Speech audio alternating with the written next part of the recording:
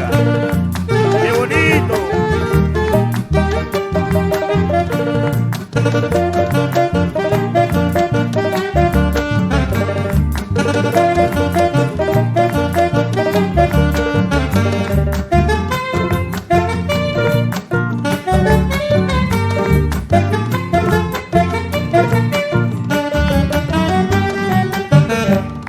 Callanca, tierra del vino, Callanca, bella ilusión. El mito es un relato tradicional sustentado en hechos que se descubrieron en la realidad, los cuales manifiestan explicaciones sobrenaturales que se encuentran relacionadas con creencias religiosas, mientras que la leyenda relata una historia que puede ser real o ficticia. Por otra parte, el cuento es una narración corta que expone un solo tema o asunto de forma oral o escrita. Para este tipo de investigación, entrevisté al autor del libro Loas a Jayanca, el profesor Luciano Morales Cieza. Un gusto, les saluda cordialmente el estudiante Dorcas Marleni Solís Cajo de la Facultad de Ciencias de la Salud de la Escuela Profesional de Estomatología del curso Cátedra Cibán de la prestigiosa Universidad Señor de Cibán. En esta oportunidad les presentaré el video titulado Trascendencia de grandes hitos históricos como los mitos, leyendas y cuentos que marcaron la tierra del vino denominada Jayanca, que tiene como propósito valorar los mitos y leyendas que buscan explicar el origen de la vida y fenómenos de la naturaleza.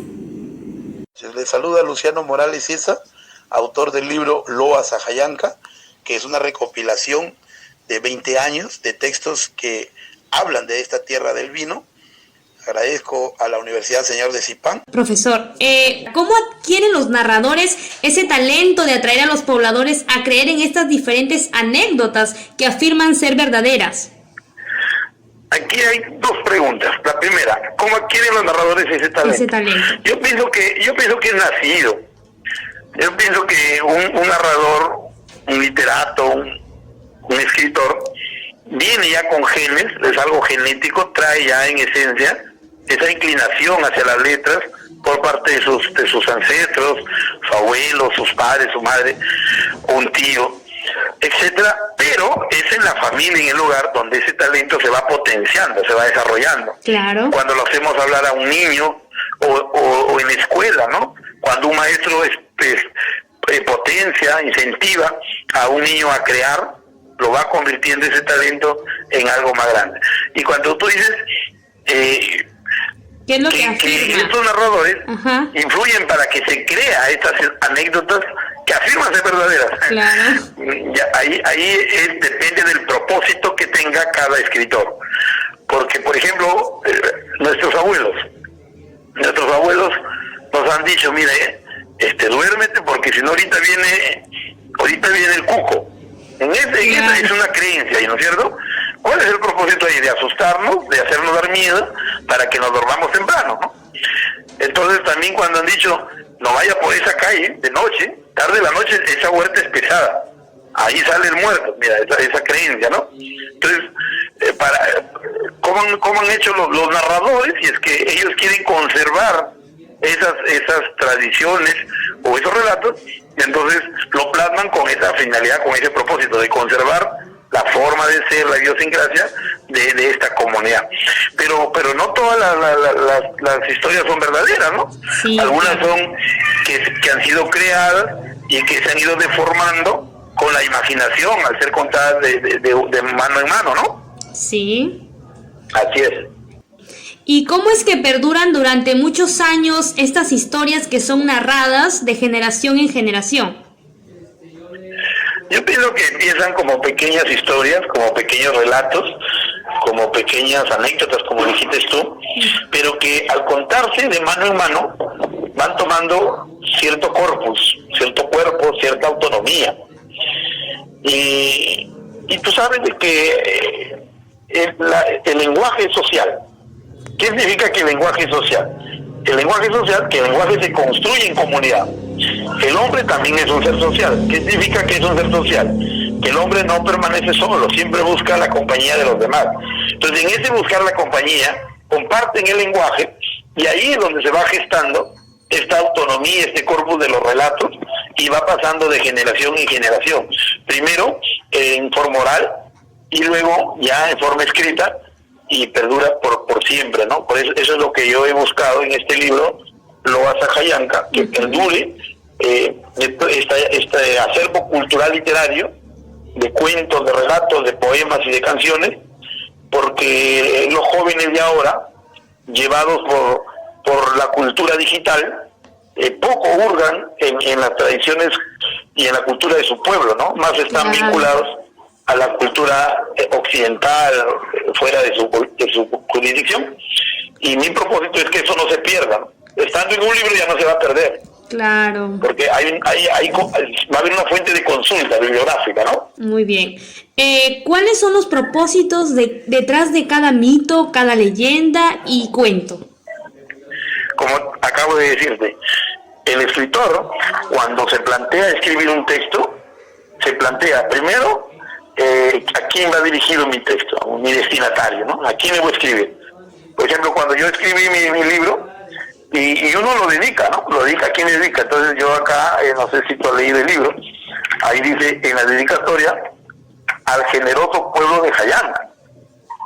Entonces mi propósito ahí es elogiar, dejar para la posteridad, sentado en un libro, al generoso pueblo de Jayanca, su gente humilde y sencilla, quienes me acogieron con cariño y a quienes testimonio mi eterna gratitud. Entonces, ¿qué quiero decir ahí? ¿Cuál es el propósito de este libro? Es homenajear a Jayanca, sobre todo a la gente humilde y sencilla, porque de ellos, estos textos son de ellos, han nacido del pueblo y merecen ser conservados para la posteridad. Entonces, el propósito va a depender de eso. En muchos casos también el propósito es moralizar. O sea, ¿cuál es la finalidad de moralizar?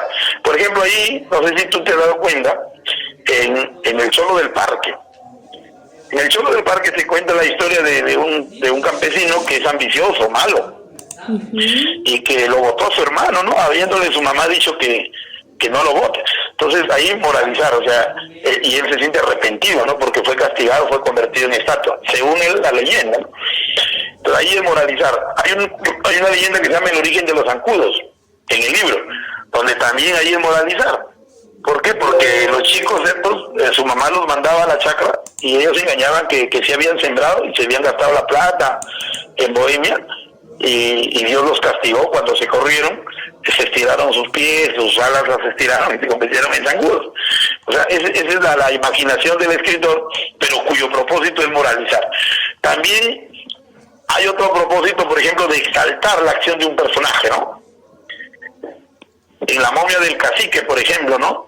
El cacique Fayochuli dice un relato en el libro que se llama La momia del cacique, que se enfrentó a el hermano de Huaynacapa, Cusihualpa. Se enfrentó, pero de hecho que fue derrotado y llevado cautivo al Cusco. Ahí, ¿cuál es la intención de ese relato? Exaltar la acción de Fayochuli, ¿no? También, si tú ves ahí, hay un cuento que se llama Los Alacranes, donde los alacranes son una pandilla escolar que le atacan y le roban su dinero y su diploma a Florencio, simplemente por una injusticia, una maldad. Pues ahí ¿cuál es el propósito del autor? Denunciar una injusticia, ¿no? Entonces son múltiples los propósitos que se plantea un escritor a la hora de escribir su texto, ¿no? Muy bien. ¿Y cuáles serían esos mitos y leyendas y cuentos más resaltantes de la ciudad de Jayanca? Mira, hay muchísimos, hay varios, pero los más resaltantes, digamos los que ya como que van haciendo populares, ¿no? Yo te diría, por ejemplo, el Cholo del Parque, el que menos comenta el Cholo del Parque. De ahí tenemos también la Catita, ¿no? En la Tomasita había un personaje que le decían la Catita y que según cuentan, que la estaban velando, ¿no? En su cajón, en su féretro, y se sentó y salió hablando y todos se corrieron. Entonces eso lo han hecho esta leyenda ya, la Catita. Otro también es El origen de los zancudos. Otro relato que es muy muy conocido es La casa embrujada, o el duende de Jayanca, que decía que tiraba cosas aquí en Jayanca. Sí. Esta es una leyenda urbana. Y El origen de los zancudos, y últimamente La momia del cacique, que habla de Fayochuli, ¿no? Esos serían los relatos más populares que hay en Jayanca. Muy bien, profesor Luciano, y dígame, un último mensaje que le daría a usted a la juventud hoy en día, para terminar la entrevista. Yo pienso que hay dos tipos de juventudes. Una juventud que aún no toma conciencia de que ellos son la generación que se levanta frente a la generación que declina, que somos nosotros. La juventud es un estado del espíritu y la juventud está llamada a ser protagonista en su comunidad. Podemos concluir diciendo que los mitos, leyendas y cuentos forman parte de la historia, cultura y creencias de los diferentes pueblos. También se sabe que los mitos y las leyendas hacen parte de las tradiciones de un pueblo, los cuales han pasado de generación en generación. Decirles que los mitos y leyendas y cuentos son importantes, ya que son formas literarias que permiten mantener algunas ideas y formas de una cultura. Además, son capaces de mostrar la esencia de la cultura, en este caso, la de un pueblo. Bien, agradezco a mi compañera Carmen García Guerrero, quien me ayudó en el transcurso de este trabajo, y a mi profesora Mariela Liliana Ramos Santamaría, quien me impulsó a conocer más sobre la cultura. También agradezco al autor del libro Loas a Jayanca, al profesor Luciano Morales Ciecia, quien estuvo dispuesto a colaborar con la entrevista realizada. ¡Viva Jayanca! ¡Viva!